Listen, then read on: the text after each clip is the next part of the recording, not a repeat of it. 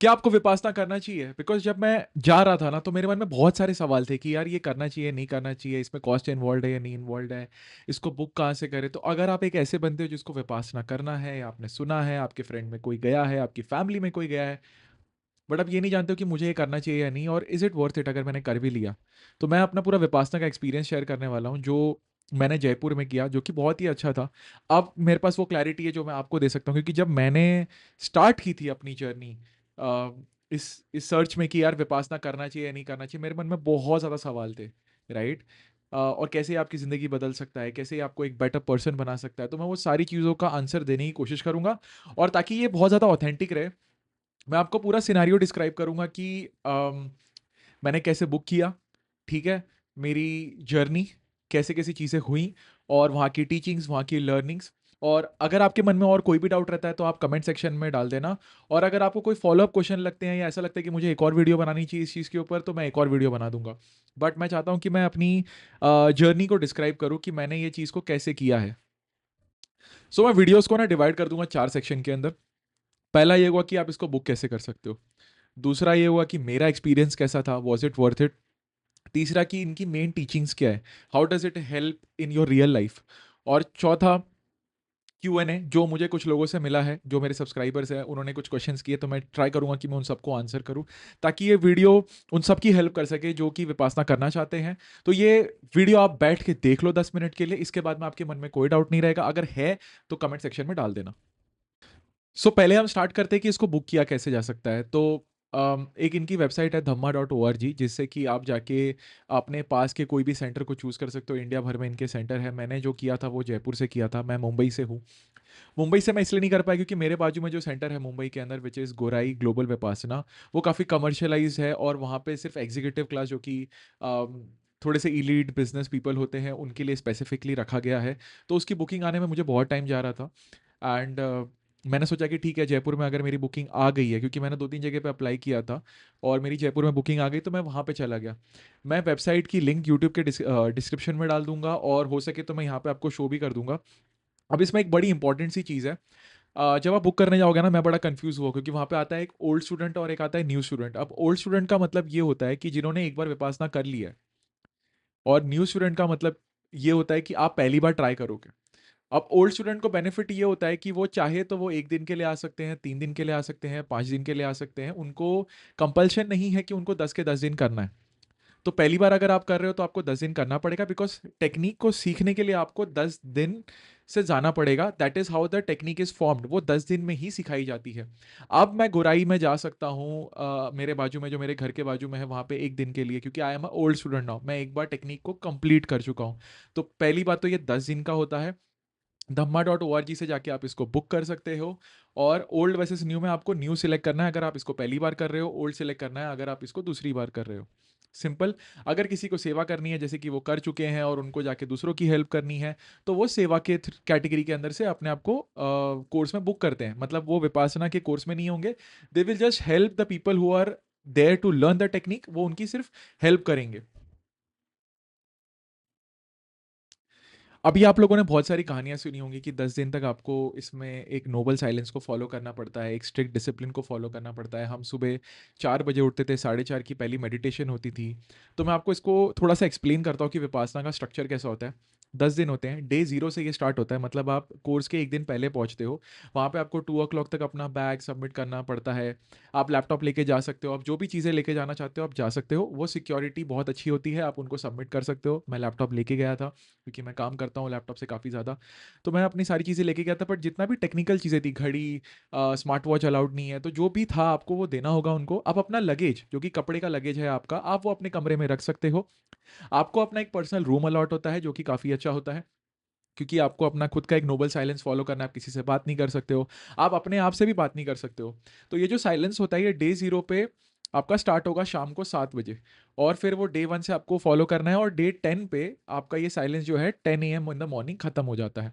जहाँ पे आप फिर से अपने कलीग से, बैचमेट से बात कर सकते हो जो आपके साथ में विपासना कर रहे हैं। इस दौरान पहले से लेके 10वें दिन के बीच में आप सिर्फ़ टीचर से बात कर सकते हो या फिर आप सेवक से बात कर सकते हो, लेकिन आपको जैसे आपको छोटी-छोटी चीज़ में कोई मदद चाहिए, टूथब्रश आप लाना भूल गए हो, आपको लॉन्ड्री में कुछ हेल्प चाहिए, बाय द वे लॉन्ड्री वहाँ पे होती है, पेड होती है, आपको वो 10-15 रुपीज़ लेते हैं पर कपड़े इस्त्री के साथ में, डिपेंड्स अपॉन डिफरेंट सेंटर्स। मैं अब तक एक ही बार विपासना किया, तो मैंने जयपुर में किया था, वहाँ पे इट वाज 14 रुपीज़ प्रेस के साथ में।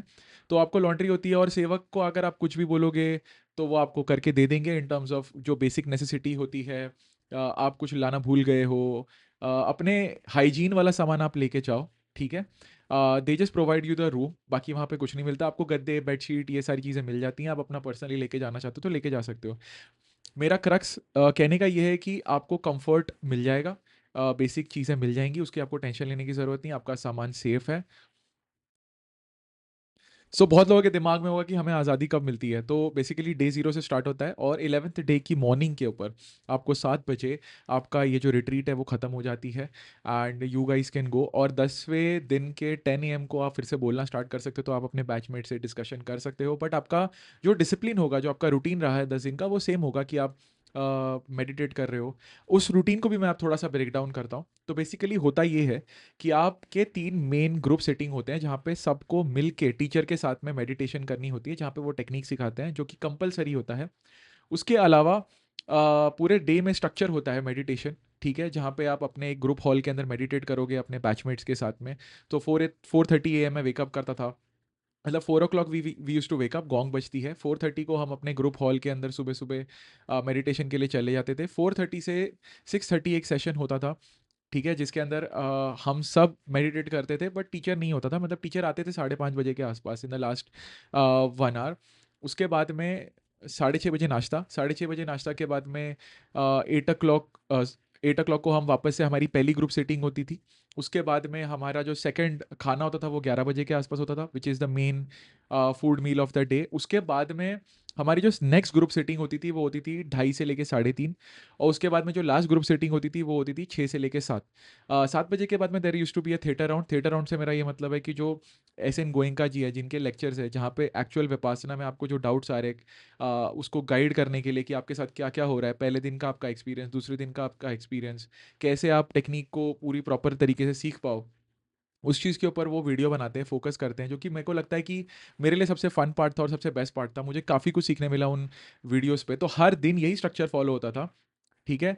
और आई think this was the favourite part of me, because ये वीडियो के बाद में देर यूज टू बी 20 मिनट्स का सेशन, और फिर हम 9 बजे सो जाते थे और फिर हम वापस से उठते थे।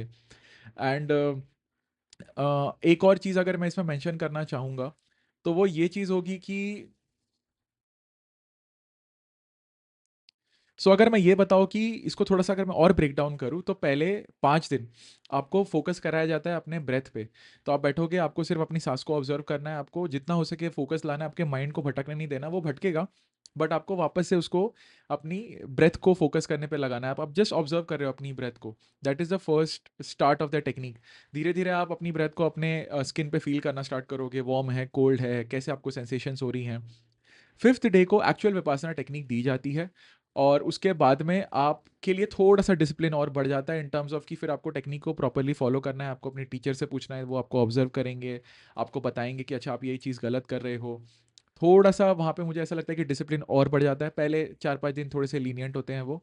और एक इंटरेस्टिंग बात, जिन लोगों जो मतलब आई थिंक वीक माइंडेड लोग होते हैं, या फिर जिनको लिए बहुत ज़्यादा डिफ़िकल्ट है ये खाना, या फिर डिसिप्लिन में रहना, या फिर अपने आप को फेस करना, तो वो जो होते हैं वो 4th दिन भाग जाते हैं। सो हमारे बैच में 140 में से, मतलब 140 गाइज़ थे, और I think similar amount of females. उसमें से 11 लोग भागे इन टर्म्स ऑफ गाइज़, एंड 6 लोग गए इन टर्म्स ऑफ फीमेल्स, जो कि 4th डे पे जाते हैं, उसके बाद कोई नहीं आता, बिकॉज़ एक बार आपने, मेरे लिए जो पर्सनली आसान था वो 5th डे के बाद में बहुत ज़्यादा आसान हो गया था, बिकॉज़ डिसिप्लिन में मैं पहले से ही रहता था, तो मेरे लिए इतनी ज़्यादा पर्सनली डिफ़िकल्टी लेवल नहीं थी। बट कुछ लोगों के लिए आई आई अंडरस्टैंड कि वो डॉन्टिंग हो सकता है। बट 5th डे के बाद तो मुझे पता नहीं चला कि कैसे-कैसे टाइम गया, क्योंकि I was excited, I was more focused. आदत हो चुकी थी, रूटीन हो चुका था। स्टार्टिंग में आपको थोड़ा-सा पेन होता है, क्योंकि आपको प्रॉपर बॉडी स्ट्रक्चर में बैठने की आदत नहीं होती है। प्लस जिन लोगों को कोई भी स्पेशल बीमारी है इन टर्म्स ऑफ कि बैठ नहीं पा रहे, कुछ भी नहीं कर पा रहे, तो उनके लिए वो कुर्सी लगा देते हैं, चेयर लगा देते हैं, बैक सपोर्ट लगा देते हैं। इवन फॉर हेल्दी पीपल, जिनको बहुत ज़्यादा अगर कुछ ऐसा लग रहा है कि बहुत टाइम बैठ के या मेडिटेट करके बैक में पेन होना स्टार्ट हो गया है, उनके लिए भी वो एक सपोर्ट चेयर लगा देते हैं, मतलब आप जो आसन पे बैठते हो।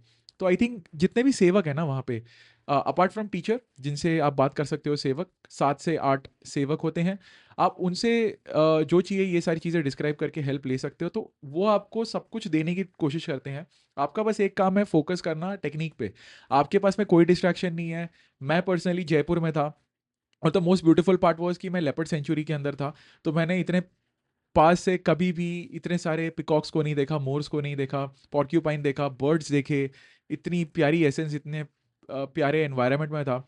जबकि मैं ठंडी के मौसम में गया, तो मैं एक टिप दूंगा यहाँ पे, आप ठंडी के मौसम में मत जाओ अगर आपसे सहन नहीं होती ठंडी, क्योंकि मैं 5 डिग्री में था, और मैं जनवरी 5 को गया था, तो बहुत ज़्यादा ठंड थी। बट क्योंकि मैं पंजाबी हूँ, तो एक आई थिंक मेरा एक अफिनिटी थी ठंडी को, तो मैंने बेयर कर लिया उसको। बट वो एक और डिफिकल्टी लेवल बढ़ाया था, तो मैंने तो यार ऐसा लग रहा है डिफिकल्टी लेवल प्रो मैक्स पे जाके विपासना को किया है।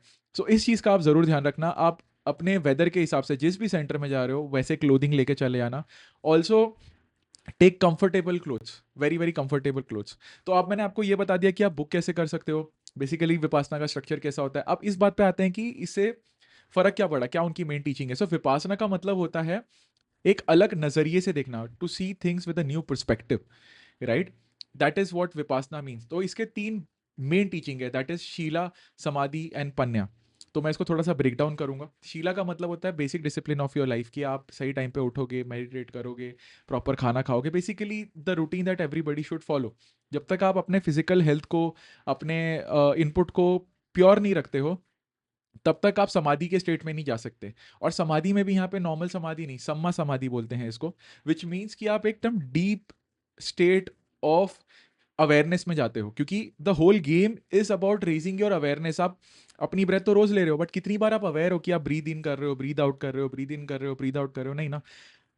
The whole technique was training us to become more and more aware of me my self, और यही उसका क्रक्स है। तो Sheila is basic discipline.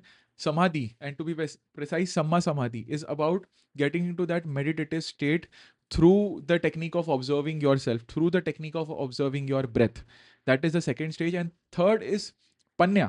So Panya का मतलब ये होता है, which is very exciting, is जैसे हर एक meditation thought school सिखाता है कि किसी भी चीज़ से अटैच नहीं हो रहे हो, everything is temporary in life. Vipassana का मतलब यही है कि आप अपनी बॉडी को ऑब्जर्व करो, ब्रीद आ रही है, ब्रीद जा रही है, सेंसेशन आ रही है, सेंसेशन जा रही है। तो जब हर चीज़ टेम्पररी है, तो आपका पेन भी टेम्पररी है, आपकी खुशी भी टेम्पररी है। तो किस उस चीज़ से अटैच कैसे होना, आपका ईगो चला जाता है इस टेक्निक के थ्रू।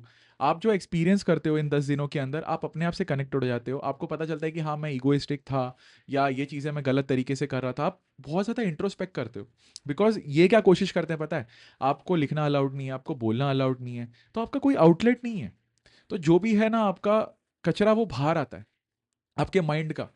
जितना आई थिंक बंदा इसके अंदर नेग्लिजेंस में रहा है ना अपनी लाइफ के अंदर, उसको वो ये टेक्निक उतना ज़्यादा बेनिफिट देगी। That is the point, that is what I felt. मुझे ना इसमें स्पिरिचुअल एंगल बहुत ज़्यादा नहीं लगा। It is purely scientific, it is purely a meditation technique. आप जा रहे हो, आप अपने आप पे फोकस कर रहे हो, मेंटल हेल्थ के लिए आई वुड से it is very very good, क्योंकि आपके मेंटल हेल्थ को एक अलग लेवल पे लेके चला जाता है। या आपको ये भी ऑब्जर्व कराते हैं, जैसे हम सम्मा समाधि प्रैक्टिस कर रहे हैं, तो 1 घंटा हमें बैठना है एक प्रॉपर पॉस्चर के अंदर, है ना, हम उसमें हिल नहीं सकते, आंखें खोल नहीं सकते। तो आप धीरे धीरे आपके लिए वो 1 घंटा 15 मिनट हो जाएगा। टाइम अलग चलता है आपके दिमाग के अंदर। और वो आप जब अचीव करते हो, तो आप पेन को भी ऑब्जर्व करते हो दूर से अपने बॉडी के अंदर, और खुशी को भी ऑब्जर्व करते हो।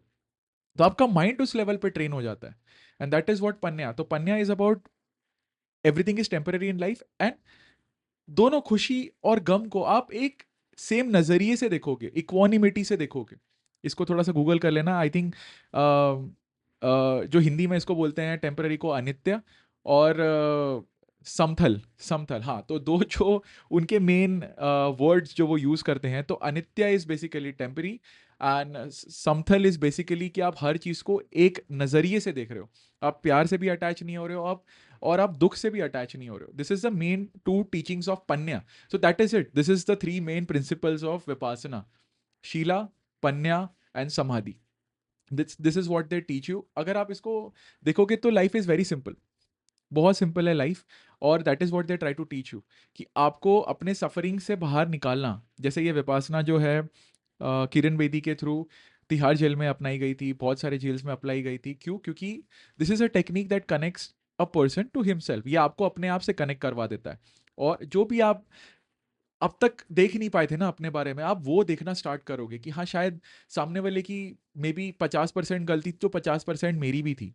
सो that is a big change that comes after Vipassana. अब इसकी बेनिफिट्स पे आते हैं। बेनिफिट जो मैंने ऑब्जर्व किया, आपका फोकस बहुत ज़्यादा बढ़ जाता है। आप किसी भी चीज़ से अटैच फील नहीं करते हो। आपका जो रिएक्शन है, अगर आपको कोई प्रोवोक करता है, आपको बहुत गुस्सा आता था, तो आप थोड़ा सा डिलेड रिस्पॉन्स दोगे। आप किसी को कंट्रोल नहीं करने दोगे अपने आप को इमोशन वाइज। तो these are the basic benefits that I have observed after Vipassana. So अब मैं एक एक करके क्वेश्चंस रीड करना स्टार्ट कर रहा हूँ, क्योंकि जो ये लास्ट सेक्शन है, मैं चाहता हूँ कि उन लोगों को आंसर मिले जिन्होंने मुझसे पहले ये सवाल पूछा है, मेरे सब्सक्राइबर्स में से। तो let me just read the question and फिर हम उसको आंसर करते हैं। तो पहला क्वेश्चन है कि how does Vipassana help in accepting impermanence. इसका मतलब ये होता है कि विपासना आपको कैसे हेल्प करता है ये समझने में कि लाइफ में सब टेम्पररी है। तो बेसिकली विपासना इस तरीके से हेल्प करता है कि when you start practising this technique, आप ये ऑब्जर्व करते हो अपने बॉडी में कि ब्रीद आ रही है, जा रही है, सेंसेशन आपकी बॉडी में आ रही है, जा रही है। तो आप एक लेवल पे ना ऑब्जर्वर बन जाते हो। ठीक है, तो बेसिकली क्या हो रहा है यहाँ पे, आपकी अवेयरनेस धीरे धीरे इतनी बढ़ रही है कि आप है ना डायरेक्टली रिएक्ट करना बंद कर देते हो। आप है ना ऑब्जर्वर बन जाते हो। और जब आप ऑब्जर्वर बन जाते हो ना, तो आपको ये समझ में आता है कि हाँ ठीक है, अगर ये जिंदगी में दुख भी आया ना, तो ये भी आएगा और जाएगा। आप समझ रहे हो, ये भी आएगा और जाएगा। क्योंकि मैं अपने आप को एक थर्ड पर्सन पर्सपेक्टिव से अब देखने की क्षमता रखता हूँ, क्योंकि मेरे को टेक्निक ने वो माइंडसेट और अवेयरनेस देती है। आई थिंक जो नॉर्मली प्रॉब्लम होती है लोगों के साथ में, वो ये होती है कि हम क्योंकि प्रोसेस में इतने ज़्यादा घुसे होते हैं, हम कभी बाहर से आके देख ही नहीं पाते। And that is what Vipassana gives you the awareness to detach your self and see your self in a third person perspective. तो पहले क्वेश्चन का आंसर ये होता है। Second, I read it out for all of you. How does it help in handling pain and suffering. Again इसका आंसर बड़ा similar है कि वो आपको, there is a beautiful line I think जो मैंने पहले पढ़ी थी, कि pain is inevitable but suffering is optional, and that is exactly what Vipassana teaches you. कि जो दर्द है ना, वो तो आपको की जिंदगी में आपके पास आने ही आने वाला है। बट एक का पर्सपेक्टिव ये होगा कि अगर ये आने ही वाला है और ये भी टेम्पररी है, तो ये भी एक दिन चला जाएगा। तो ही इज एक्साइटेड कि ये आया तो है, बट ये चला भी जाएगा। Right, so pain is inevitable. दर्द जो है वो आना तो है ही है। बट सफरिंग, जो मैं तड़प रहा हूं उससे, वो मेरी चॉइस है कि मैं उसे तड़पूं या नहीं तड़पूं। That is my own choice. और ये जो विपासना है, एंड आई वुड से, अगर आप अपनी अवेयरनेस को किसी भी टेक्निक से अगर थोड़ा सा भी ऊपर लेके जाते हो, तो आपको ये समझ में आता है कि यार, जब सब कुछ टेम्पररी ही है, तो क्या ही फर्क पड़ता है। इतना ज़्यादा दिल पे लेता नहीं हूँ मैं किसी भी चीज़ को। तो आई थिंक जो मैंने आपको बेनिफिट भी बताया न्यूट्रल होने का, वो यही था कि अब मुझे ऐसा लगता है कि हाँ ठीक है, किसी भी चीज़ के लिए उतना ज़्यादा एक्साइटमेंट नहीं है और किसी भी चीज़ के लिए उतना ज़्यादा डर भी नहीं है, बिकॉज मेरा काम जो है वो अपना कर्म करना है। उसके बाद में क्या हो रहा है क्या नहीं हो रहा है, इतना स्ट्रेस नहीं लेना उसके बारे में, क्योंकि वो मेरे कंट्रोल में है ही नहीं। तो ये चीज़ तो मैं पहले भी बोलता था कि आप जिंदगी में सिर्फ एक मोमेंट को कंट्रोल कर सकते हो, वो ये है नाव। तो जब आप नाव को ही सिर्फ कंट्रोल कर सकते हो, तो पास्ट और फ्यूचर की टेंशन क्यों लेनी भाई, क्यों। सो that's the answer for the second question. और अगर आपको इसमें और थोड़ा सा डिटेल्स चाहिए, तो आप मुझे कमेंट सेक्शन में डाल देना या इंस्टाग्राम पे रीच आउट कर लेना, मेरे हैंडल्स नीचे हैं। I drop your voice note to explain it even further, but I think this should be the crux of answering that question. बढ़ते हैं हम नेक्स्ट क्वेश्चन के लिए। How does it help in reducing ego and handling criticism. Again I think Vipassana का मैंने example आपको दिया था कि तिहाड़ जेल के अंदर इसको अप्लाई किया गया था। पता है क्यों? बिकॉज वहाँ के लोग क्राइम कर रहे थे, छूटने के बाद बाहर जाके फिर से क्राइम कर रहे थे और फिर वापस से तिहाड़ में आ रहे थे। तो the purpose of being gelled was not getting served, क्योंकि बंदा तो बदल ही नहीं रहा था और उनको समझ नहीं आ रहा था। तो the first lady police officer like Kiran Bedi ji, जिन्होंने इसको हैंडल किया, तो उन्होंने जेल को एक पर्सनल डेवलपमेंट की तरह देखा कि ये भी ह्यूमंस हैं, इनको बस पता नहीं कि सोसाइटी को हार्म कर रहे हैं। तो विपासना ने क्या किया उनके साथ में, that was a world record, 10,000 लोगों को, जो कि कैपेसिटी है तिहाड़ जेल में, हमने पूरी तरीके से ट्रांसफॉर्म किया है। And it is insane to think कि ऐसे लोग जो कि people who have committed the worst crime has cried कि मैंने ये क्यों किया। तो the reason why it happened, क्योंकि इनसे ज्यादा इगोइस्टिक कोई नहीं होता, कोई नहीं होता। आप जब अपने आप से जुड़ते हो, जब अपने आप को ऑब्जर्व करना स्टार्ट करते हो, आपको समझ में आता है कि यार, मेरे दर्द का कारण ना तो मैं ही हूं। Nobody else can give me pain, it's me. My perception of reality that is giving me pain. और विपासना से क्या होता है कि क्योंकि आप सब सारी चीज़ों से कट जाते हो, 10 दिन के अंदर जब आप इस टेक्निक को प्रैक्टिस करते हो, जब अपने आप को ऑब्जर्व करते हो, तो आपको समझ में आता है कि यार जितने भी 80% ऑफ प्रॉब्लम्स है ना, वो तो मेरी वजह से ही थे। और आपको ना एम्पैथी डेवलप होती है, आपका ईगो पता है कैसे कम होता है, आपको एम्पैथी डेवलप होती है कि यार वो बंदा नादान है, उसके अंदर अवेयरनेस ही नहीं है, आप उसको भी कंपैशन से देखते हो। तो विपासना एक चीज जो आपके अंदर बदलता है कि आप हर बंदे को कंपैशन से देखना चाहते करते हो, क्योंकि that is how the Buddha was. उस पे किसी ने भी थूका ना, वो बड़ी फेमस स्टोरी है कि बुद्धा पे किसी ने कभी थूक दिया था किसी विलेज के अंदर। तो बुद्धा ने बोला कि आपको इस पे गुस्सा नहीं आया, एक विलेजर ने पूछा, तो उसने बोला नहीं, पता क्यों, क्योंकि किसी जन्म में शायद मैंने भी यही काम किया होगा और आज मुझे इसका वापस से वो मिल गया है। तो cycle is over, that's it and I move on. तो इस लेवल पे अवेयरनेस को लेके जाना, I know it takes time, but that is how your ego gets detached. आप हर चीज़ अपने पे नहीं लेते भाई, हम अपने आप को बहुत ज़्यादा स्पेशल मान लेते हैं। We are just humans doing what we want to do in our life. इतना अपने आप को सेल्फ सेंटर्ड कर लेते हैं कि हमें ऐसा लगता है कि हम ही अपनी दुनिया है और कोई दुनिया है ही नहीं। सो आई थिंक आपका एक जो पर्सपेक्टिव होता है ना, वो बहुत ज़्यादा बेहतर हो जाता है। So that's the answer for that question. बढ़ते हैं अगले की तरफ। Does Vipassana help surface hidden fears और डीप रूटेड इमोशन? यस। तो विपासना जो है, आप क्योंकि आप देखो यार, कॉमन सी बात है, अगर आप 10 दिन चुप बैठे हो कहीं पे, ठीक है, तो आप जितने भी थॉट्स हैं आपके, जो शायद कभी आप तक आ नहीं पा रहे थे बिकॉज आप इंस्टाग्राम स्क्रॉल कर रहे थे या कुछ और कर रहे थे, तो ऑब्वियस सी बात है कि वो बाहर आएंगे। और विपासना का मतलब ही यही है, it's like a surgical operation जो आपके माइंड का हो रहा है। आप पहले 3-4 दिन बड़ा डिफिकल्ट सा हो जाता है कि आपने कभी अपने आप को मौका नहीं दिया, डिटैच नहीं किया। फोर्थ फिफ्थ डे को अगर आपने पार कर लिया, और तब आपका मतलब और deep deep deep deep deep emotions बाहर आना स्टार्ट हो जाते हैं इन a healthy way, I would से। आपको डरने की ज़रूरत नहीं है, क्योंकि वो होता है ना कि जितनी गहरी इंजरी होती है, अगर हम उस तक पहुंच जाएं और उसको सॉल्व कर दें, तो लाइफ उतनी सरल हो जाती है। तो yes, the answer is yes. Vipassana आपके hidden fears, I think fears हटा देता है, क्योंकि आपको समझ में आता है डरने की कोई ज़रूरत है नहीं, क्योंकि मैं जीतूंगा तो भी ठीक है, मैं हारूंगा तो भी ठीक है, तो डर हट जाता है, डर तो चला ही जाता है। बट आप जो इमोशंस की बात कर रहे हो, हाँ, तो इमोशंस को वो डेफिनेटली बाहर लेके आता है, जो आप करना चाहते हो। जैसे मैं बाहर आया और मैंने अपनी सिस्टर के लिए एक वीडियो बनाया, बिकॉज मैं बहुत टाइम से बोलना चाहता था कि मेरे सपने देखने के लिए, ड्रीम विद नीरज बनाने के लिए मेरे सिस्टर का बहुत बड़ा हाथ है। मैं इतना बड़ा रिस्क ले पाया, अपनी जॉब क्विट की मैंने 29 के ऊपर, बट मैंने कभी वो ग्रैटिट्यूड रखा नहीं। मतलब इन टर्म्स ऑफ मेरे दिल में हमेशा से था, बट कभी मैंने उसको एक्सप्रेस नहीं किया पब्लिकली। बट एक चीज़ मैं हमेशा बोलता हूँ कि ग्रैटिट्यूड किसी को भी अपने दिल में नहीं रखना चाहिए, उसको डाल दो बाहर। सामने वाले को भी अच्छा लगता है, आपको भी अच्छा लगता है। सो that is also, I think it happened because of Vipassana. बढ़ते हैं अगले क्वेश्चन की तरफ। माइंडसेट पे क्या फ़र्क पड़ता है, and does it help with dealing with difficult people? तो हाँ, माइंडसेट पे तो यार देखो फ़र्क पड़ता है, बिकॉज आप डिसिप्लिन में हो, तो आप जैसे मैं फिजिकल फिटनेस में तो 6 साल से हूँ, तो माइंडसेट पे तो मेरे ऑलरेडी बहुत ज़्यादा फ़र्क पड़ा हुआ था, because I am a discipline guy. But जो बंदा सिर्फ विपासना से भी डिसिप्लिन सीख रहा है, आप सुबह 4 बजे उठ रहे हो, आप एक रूटीन फॉलो कर रहे हो, तो यार माइंडसेट पे बहुत ज़्यादा फर्क पड़ता है। बिकॉज आप फिजिकली एक चीज़ को प्रैक्टिस कर रहे हो शिद्दत से, आपके पास एक ऑप्शन नहीं होता। आप सारे ग्रुप में देखते हो कि सब लोग टाइम टू टाइम आ रहे हैं, टाइम टू टाइम खाना खा रहे हैं, है ना। आपको एक नंबर दिया जाता है, आप उसी टेबल पे जाके खाओगे।